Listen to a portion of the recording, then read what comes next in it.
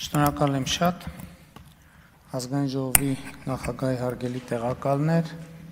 ազգային ժողովի հարգելի պատգամավորներ, կառավարության հարգելի անդամներ, սիրելի ժողովուրդ, քննարկում ենք 2025 թվականի պետական բյուջեի կատարման հաշվետվությունը եւ առաջին բանը, որ ուզում եմ ասել 2025 թվականի պետական բյուջեի մասին հետևյալն է, որ ըստ էության մի շրջադարձային գիծ ենք անցել, որովհետև 2017 թվականի համեմատ, ինչու 2017 թվականի համեմատ, ես վերցնում եմ ժողովրդական ոչ բռնի Թավշյա հեղափոխությանը նախորդած վերջին տարին, այդ տարվա համեմատ մենք պետական բյուջեի հարկային եկամուտները ավելացրել ենք 135%-ով, ինչը նշանակում է, որ մենք կարող ենք արդեն վստահ պնդել, որ հեղափոխության հաջորդող 8 տարիների ընթացքում Հայաստանի Հանրապետության պետական բյուջեի հարկային եկամուտները կրկնապատկվել են։ Ըստ էության 2024 թվականին էլ ֆորմալ առումով սա կարող էինք ասել, որովհետև 24 թվականի պետական բյուջեի եկամուտները 17-ի համեմատ ավելացել էին 106%-ով, բայց այդ պնդման մեջ ֆորմալության տոկոսը մի փոքր ներկա էր, որովհետև պետքա հաշվի առնել նաև բյուջեի հարկային եկամուտները դիտարկելիս պետքա հաշվի առնել նաև գնաճը, որը ինքը իրենով որոշակի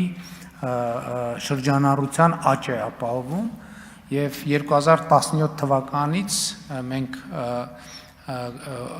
արդեն գնաճի ամբողջ ցուցանիշը հանած կարող ենք ասել, որ 2025 թվականը այն տարին է, որտեղ մենք բոլոր պարամետրերով 2017 թվականի համեմատ պետական բյուջեի հարկային եկամուտները կրկնապատկել են։ Սա իսկապես կարևորագույն ցուցանիշ է եւ որը ինքը թվային ցուցանիշ է, բայց սրա տակ շատ էական բովանդակություն կա եւ այդ բովանդակությունը առաջին հերթին մեր տնտեսության աճն է,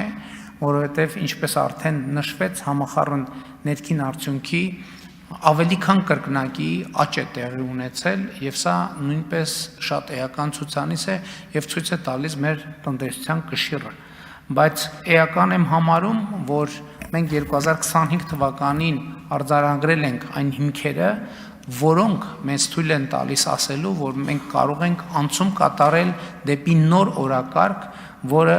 մենք ձևակերպել ենք այդ թվում 2026 թվականի խորհրդարանական ընտրությունների ժամանակ, որպես նոր որակի պետության ձևավորման օրակարգ եւ իհարկե այդ հնարավորությունը առաջին հերթին կապված է 2025 թվականին տեղի ունեցած մի քանի կարևոր իրադարձությունների հետ։ Ուզում եմ հիշեցնել, որ հենց 2025 թվականին էր, երբ որ Հայաստանի Հանրապետությունը եւ Ադրբեջանի Հանրապետությունը հայտարարեցին երկու երկրների միջև խաղաղություն եւ միջպետական հարաբերություններ հաստատելու մասին համաձայնագրի նախագծի բանակցությունների ավարտը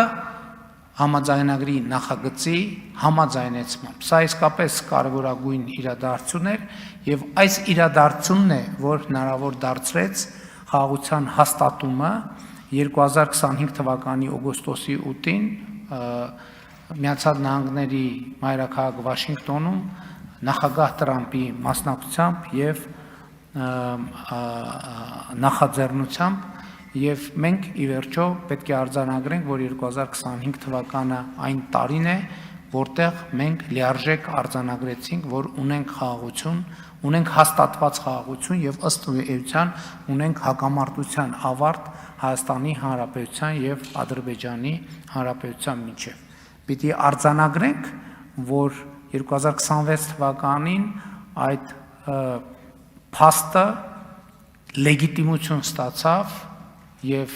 վերաարձանագրվեց Հայաստանի Հանրապետության ժողովրդի կատարած ընտրությամբ եւ քվեարկությամբ, որովհետեւ 2026 թվականի ընտրությունների արդյունքներով Հայաստանի Հանրապետության ժողովուրդը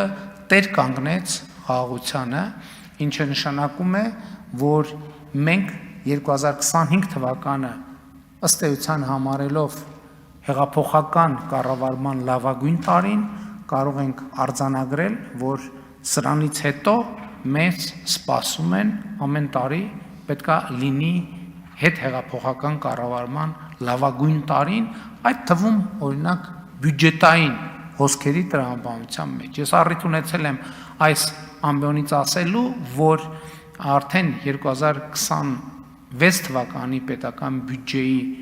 պարամետրերը մեզ տալիս են լավատեսություն, որ 2026 թվականին մեր պլանավորած եկամուտները մենք էականորեն գերակատարելու ենք, եւ սա իհարկե առաջին հերթին կապված է 2025 թվականին մեր արձանագրած տնտեսական ցուցանիշների հետ։ Մասնավորապես կենսաթոշակների բարձրացման որոշումը ճիշտակացվել է 2026 թվականին, բայց ելի ուզում եմ այդ թվում քաղաքական շահարկումներին արձագանքելու տրամաբանության մեջ հիշեցնել, թե ինչպես եւ ինչու է կայացվել կենսաթոշակները բարձրացնելու որոշումը։ Դուք գիտեք, որ 2025 թվականի համար եւ միջազգային եւ հայաստանյան ինստիտուտները եւ պետական բյուջեով էականորեն ավելի պակաս տնտեսական աճի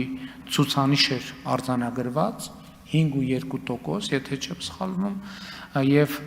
իրականում 2026 թվականի փետրվարին Հայաստանի վիճակագրության կոմիտեն հրապարակեց մեր տնտեսական աճի ցուցանիշները եւ պարզվեց, որ տնտեսական աճը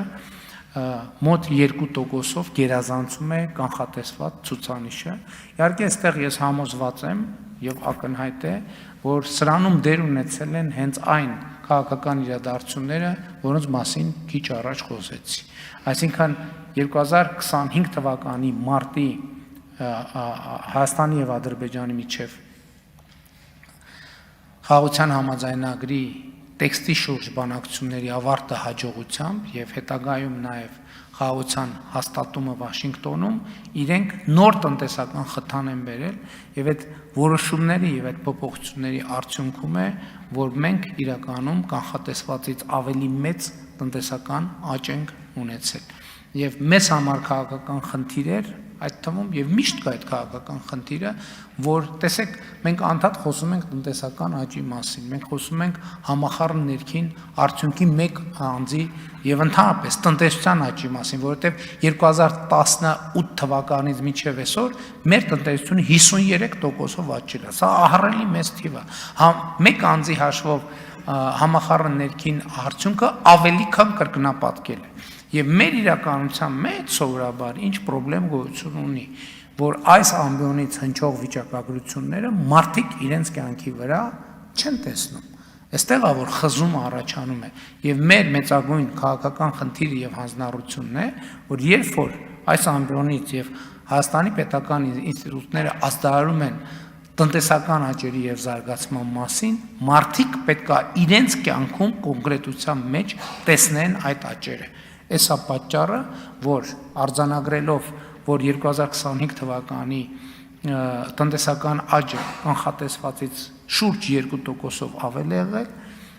եւ նաեւ հաշվի առնելով մեր 2021 թվականին մեր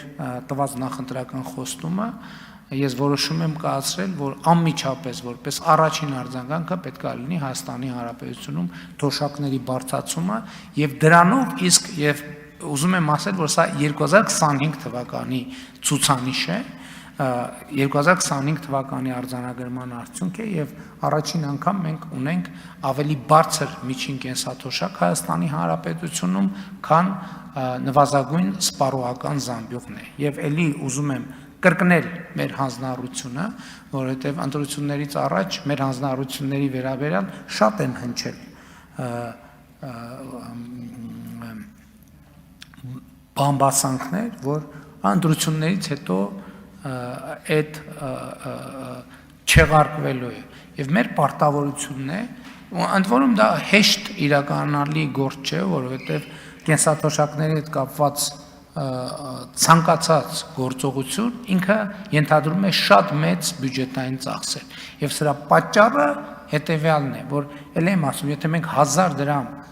թոշակ ենք բարձրացնում, մի թոշակառուի համար այդ 1000 դրամը շատ մեծ նշանակություն չունի, բայց պետական բյուջեի համար դա միլիարդների ծախս է, որովհետև մենք խոսում ենք 650,000 մարդու, այսինքն 650,000 անգամ 1000 դրամ, դա արդեն մի ահռելի գումար է, եւ մեր հանձնառությունն է, որ 2028 թվականից սկսած մենք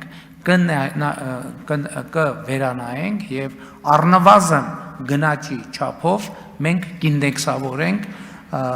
կենսաթոշակը, որպեսզի այս սոցիալական նշաձողից մենք ներքև այլևս երբեք չիջնենք